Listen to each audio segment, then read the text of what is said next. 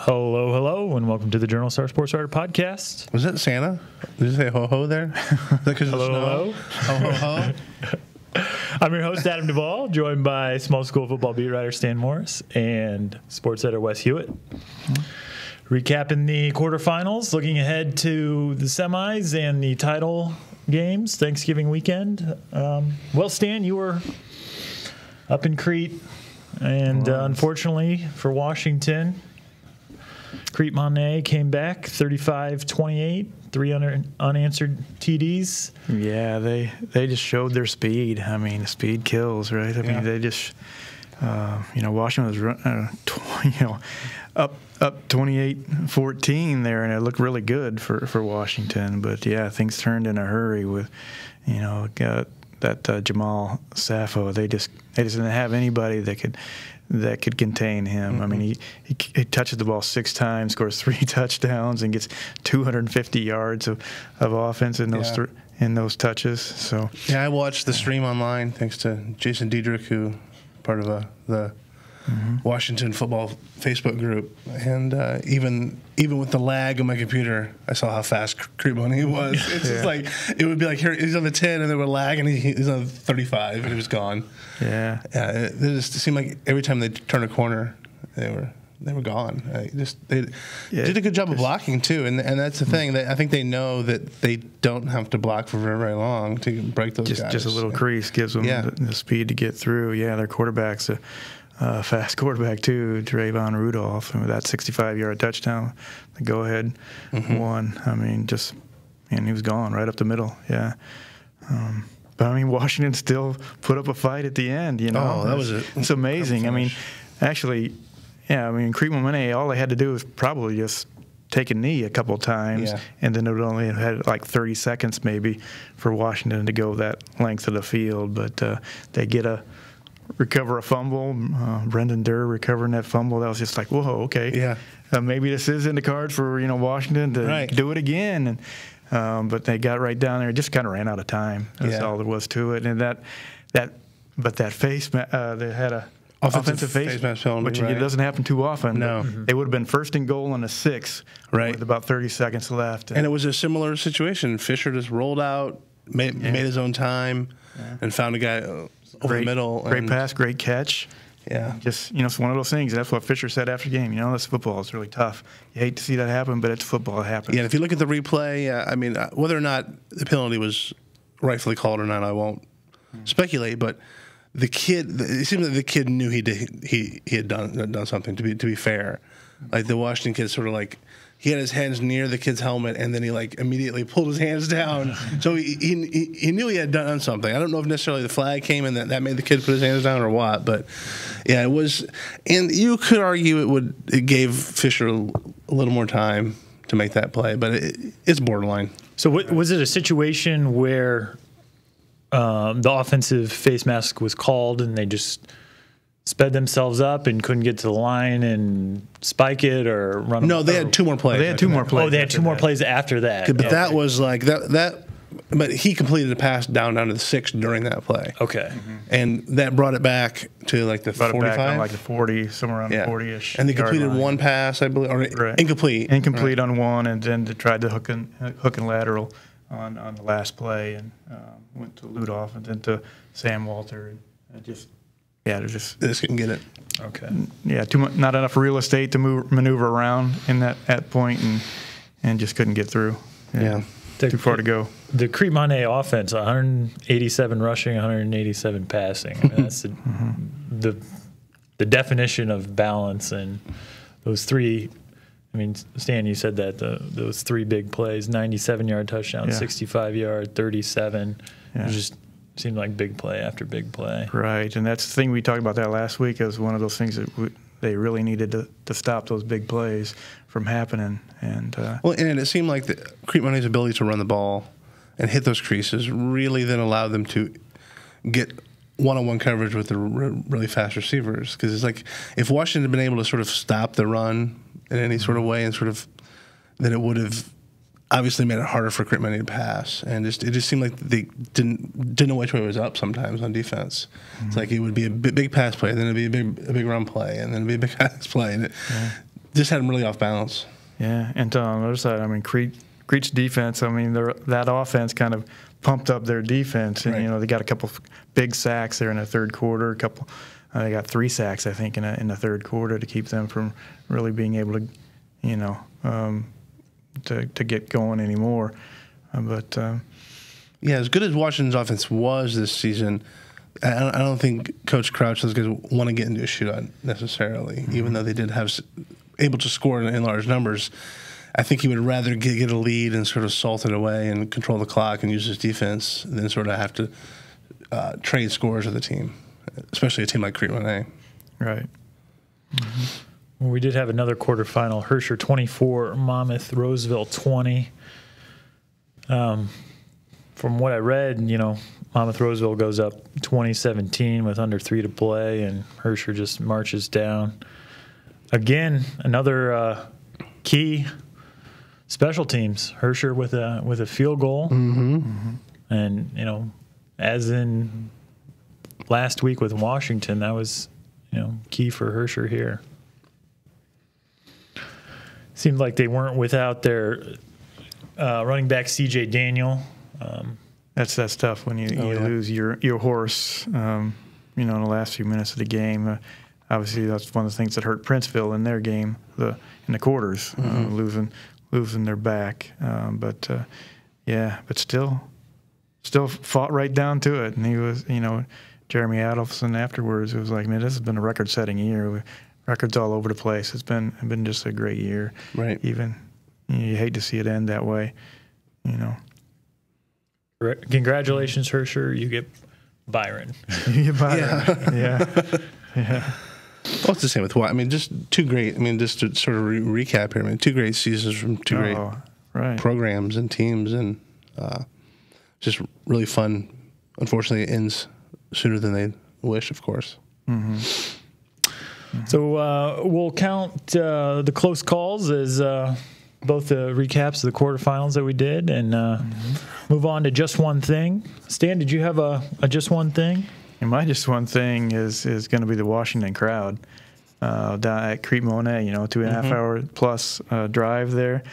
At the beginning of the game, it was 2/3, if not 3/4. It was Washington. It was a Washington crowd. I mean, they were there an hour, maybe an hour plus. We got Ron Johnson, the photographer, and I got there about maybe 50 minutes before kickoff, and the Washington stands were already pretty much packed, you know, and they're flowing into the Crete Monet stands, and and they had in the end zone it's all Washington too. So it was, I mean, at the beginning of the game, it was really it was certainly, I mean, the whole time it was pro Washington, but there's more Crete Monet fans that got there later on. But I mean, and they were certainly, you know, cheering those guys on, and even at the end of the game, you know, they stayed for a long time after that game, you know, just kind of, you know, giving everybody hugs and just, you know, great season, and really appreciated, you know, what those kids did, and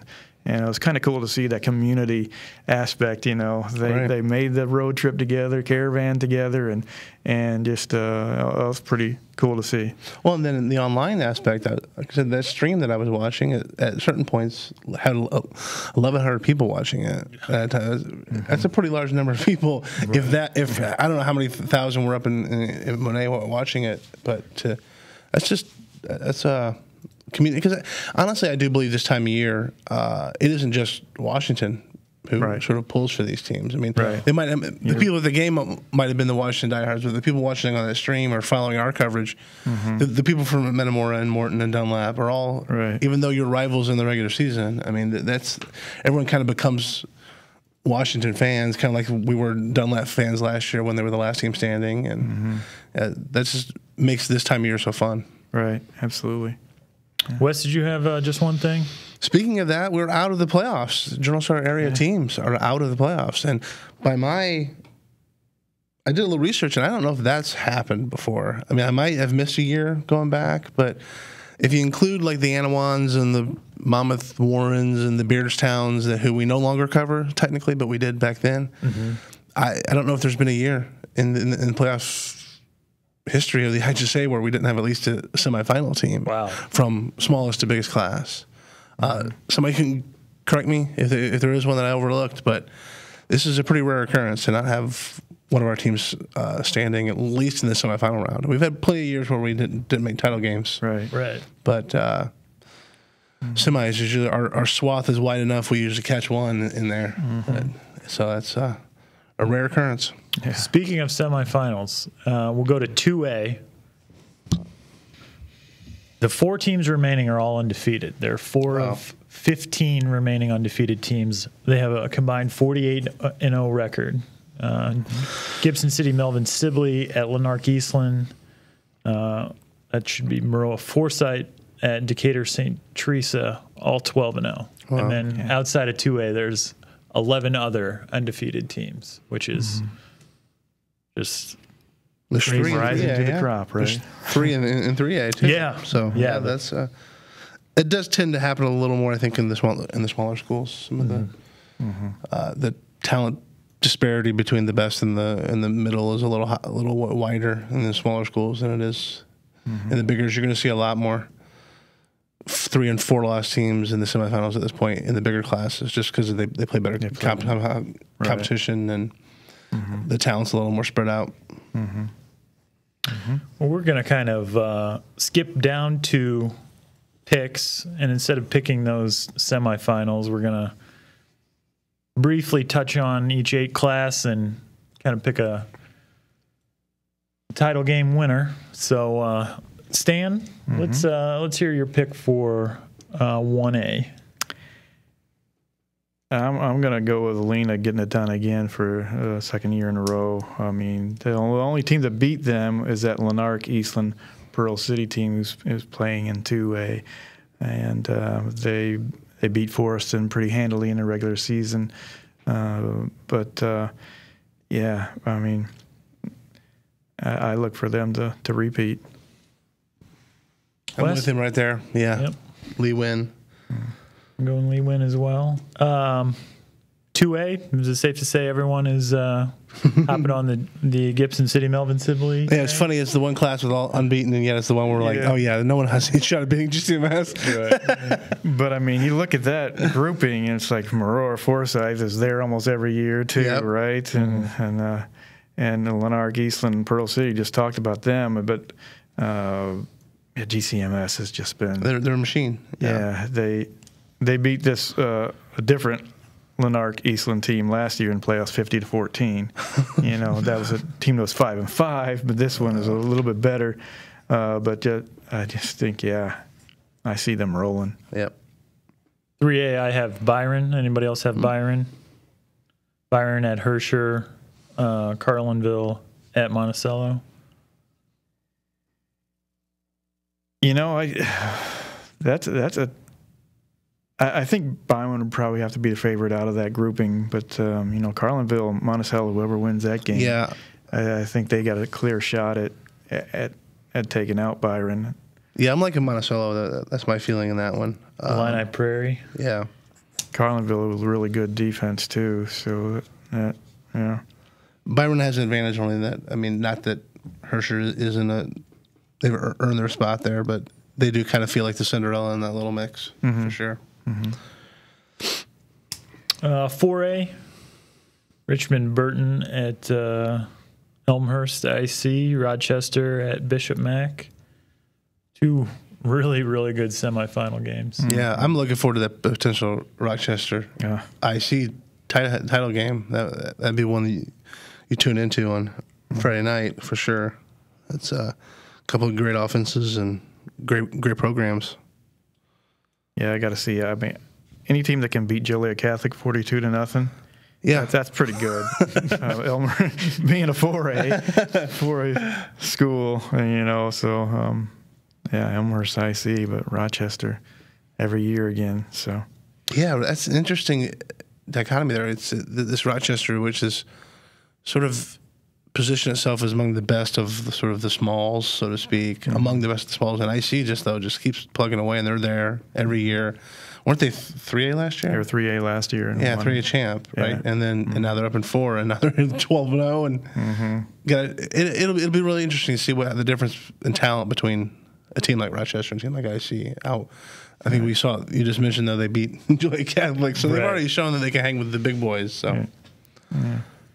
5A, we have perennial Lombard Montini at Sterling, and then Country Club Hillcrest at Joliet Catholic. 2 other great semis. 6A, Cary Grove at Niles Notre Dame. Oaklawn Richards, another one of those undefeated, much like Cary Grove, goes to Crete. 7A is Batavia and LaGrange Park. And then Mount Carmel and St. Charles North.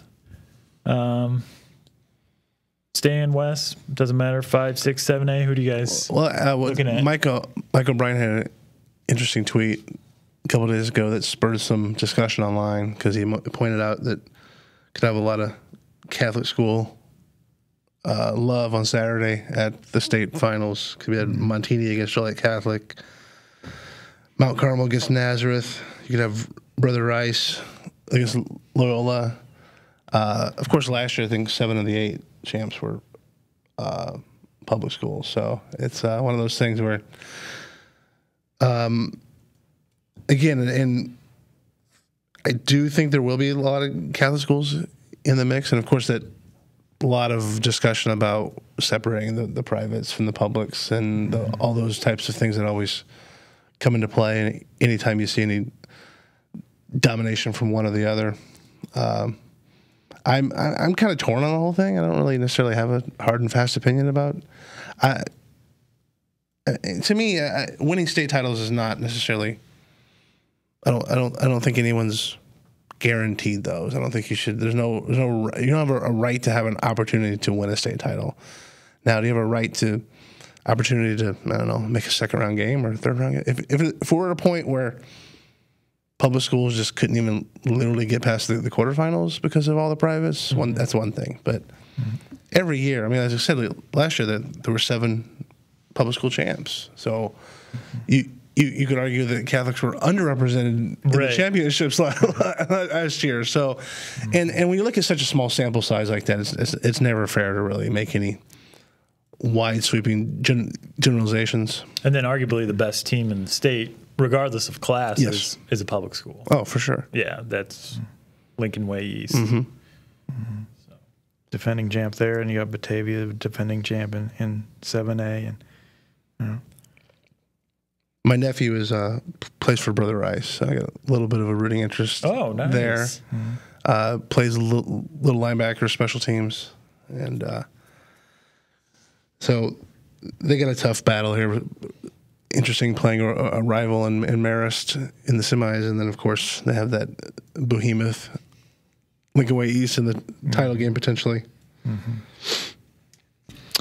All right. Well, let's move on to a little bit of Player of the Year talk.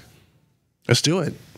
Small school, large school, maybe dispel some rumors, some conspiracy. About how it's picked, who picks it. Wes, why don't we dive into that? That's a good point. Yeah. We kind of talked about that before. Our late friend Lonnie Schwindenhammer used to say. I love that. I still remember it today. I asked him about it because I was like, back when I used to pick POIs and I was all sweaty over who I had to pick. And I said, what do you take into account? Like is it stats? Is it character? Is it things? A list of things. And he said, everything. I take everything into account. Whether or not he weighs it the same is equally is different. Is a different question. But he takes everything into account, and I loved that because it's like on message boards or on Twitter you hear like, well, this kid can't win it because his stats are bad, or this kid has to win it because his stats are great, or his team finished the latest, so he has to be the POI, right? I always hear that. Best player on the team that played last. Yeah, no, exactly. No, that isn't it. Now, Is it a part of the whole stew that we put together to pick it? Yes. Absolutely. Yes, everything. As we said, everything means everything. So, and character matters, and academics matter. And if a kid was suspended for an act, now again, will that preclude you from being player of the year because you might maybe get bad grades or got suspended? No. But it's among the things we would look at, everything. Dan, what's kind of your process? Can you give us kind of a general... Similar to that, you got to look at it. I mean, yeah, I mean, if you look straight at stats, I mean, you got some kids that only played half games and blowouts and those kind of things, and so stats are just kind of misleading sometimes, depending on competition that you play that week and whatever it might be. So, like you say, I mean, you're looking at all of those different factors. You're looking at, strength. And I will dispel a rumor. I mean, we let the people who cover the sports pick our players of the year and the teams. Now, we're in a little bit of a weird spot losing Aaron midseason, and we're going to have to sort of pool together to pick our big school POY. But Stan will pick the small school POY. Now, he might come to me or talk to some people and get some input. Right. But ultimately, the final decision is Stan's, and because he's seen the kids, he knows the kids, he's talked to the coaches. We trust him more than we would any. Like I said, we sat down and talked about the cross country boys runner. The girls was pretty apparent. Right. The boys runner, he had a few guys, and we looked at some things, and we made a decision. Right. But ultimately, if I had said one thing and Stan wanted to go another way, I would have went with Stan because he knows it. So I think we rely on the people who cover our sports first and foremost. And if you wonder what goes into it, like I said earlier, it's everything. Now, speaking of that, small school, who's going to win, Stan? No. So there's one person who wins it. Yes, yes. There will be one. Yeah. I'll throw out some names. Matt Martin, Eureka quarterback. Put himself in the conversation as a sophomore. Certainly did. Hayden Brott, quarterback. Farmington, Dash Anderson, running back. Do it all purpose. Farmington guy. Right, another Farmington guy is Jared DePriest. I mean, he's a lineman, but you got to look at everything again. And, he's certainly highly recruited, and he's another guy that is in the mix. Jamani Skinner. I mean, he's another guy that had a incredible year. Right. Yeah, those are just, off the top of my head, a few. Wes, if there's anyone that... Did you say Snedden? Do we miss him? Oh, yeah. No, yeah, Adam Snedden. Yeah, he's in the, I would assume he's in the mix. It is hard sometimes, to be fair. I mean, it's hard to pick a kid who isn't necessarily the best player on his team. Like that's one of those things where when I'm starting to put player of the year, you sort of make that list and you sort of pick one guy from every team. And you're in your head. That's how you sort of get the short list going. That's how I do it anyway. I mean, and then you might talk to that coach and you might especially when you're filling out the team, it's like, well, this lineman seems like he should do you have someone who's better? I don't want to miss the better lineman on your own team. And again, there have been years where one could argue that Team X literally might have 3 or 4 of the best linemen among the team. But it's like, okay, do I want to necessarily? Two-way players play into it. There's a whole different animal there because it's like, well, okay, this guy might be the better offensive lineman. This guy maybe is a step down, but he one of the best defensive players in the area. So it's like, okay, does that push him above this guy who only plays one way and plays offense? So you have to, all those things have to put in consideration when it comes to filling out the team. It comes into picking the player of the year. Right. There's been over the years where I've eliminated kids for player of the year because they only played one way. I mean, not necessarily. Had they been all world one way, then obviously they might have earned that spot. But it's interesting. One of the things I like to do is talk to opposing coaches about players. Then you kind of get the real dope when it comes to I remember having conversations with Pat Ryan about opposing Mid-Illini kids, and he was off the record was always really frank about that kid wouldn't start for us. It's like that's how good. Like he'd say, or that kid's the only one in the area who would start for us, or the only 2 in the area who would start for us, or whatever. And in the girls' world, and you dealt with Leanne Boniface, the late limestone. She was in that similar vein of Pat Ryan, that she would tell you exactly, this girl would be batting, cleanup for me if, she was on my squad type thing. Speaking of, it's funny you bring her up because, and then you brought up Matt Martin with the sophomore and how people say, well, you can't win on POY. He's a sophomore. I picked Tara Tepke as our volleyball player of the year when she was a sophomore, and Leanne gave me some crap for doing that. And then I said, but she's the best player in the area. And then she's like, well, no, you can give it to her later. And what ended up happening is I didn't. Right. Junior and her senior year, she was not the best player in there. I think Jessica Porbaugh won it, I believe, the year after that. DMAC. And she might have gotten injured, I believe Tara did at some point. And she didn't win it again. So it's like, had I not given it to her, had I removed her because she was a sophomore, she would not have won a POY award as a volleyball player, and arguably one of the best to come through her ever. Absolutely. Absolutely. So on the large school side, Caleb Fisher, Sam Walter, JJ G'day, Thomas Hall. Yeah. Nolan Donald. Logan Cover is probably in the mix. Yep. Josiah Mieneman. Yep. Just a number of. Yeah, I mean, like I said, I wouldn't. This one is going to be a little trickier because, like I said, we don't have Aaron anymore.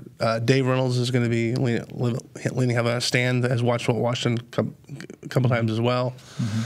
It's going to be hard to not pick a kid who doesn't play for Washington, to be honest. But again, it's coming down to we'll talk to Daryl. We'll talk to the players the guys who've watched him play this year, and go from there. It's this is a tough spot when again, like I was talking about earlier, and when it's hard to pick the best player on the team. Right. That's the thing. Like Washington has so many talented players that this is when maybe the stats become less important, and it's more about intangibles, or it's more about leadership, or about certain plays, or certain playmakers, or the way a guy changes a game, or the way you have to scheme against a guy or something, where you got to sort of filter them a little more finely than you normally would in other cases. And as you said, and I'll piggyback off, there will be a lot more input. Yes. From the staff as a whole for this one, as opposed to Stan. I mean, Stan will reach out if he doesn't need help or anything, but this is. It's going to be a collaborative effort, and those will hit probably early December. December 8th or 9th, I think we have them slotted for, but that's not in stone. Obviously, things change, but right. Okay. Well, that wraps up the football podcast season. We'll be back here hopefully. Adam and we have another guy you probably don't, John Camosa. Probably seen his name a few. And Stan, some wrestling. Maybe we'll talk some wrestling at some point this year too. But yeah, we'll be back. Absolutely. In some manner, if it isn't me and Stan, it's Adam and John and whatever. So for sports editor Wes Hewitt, small school football writer and reader. I'll read it too. Stan Morris. Our producer Matt Dayhoff. I'm your host Adam Duvall, and bye for now.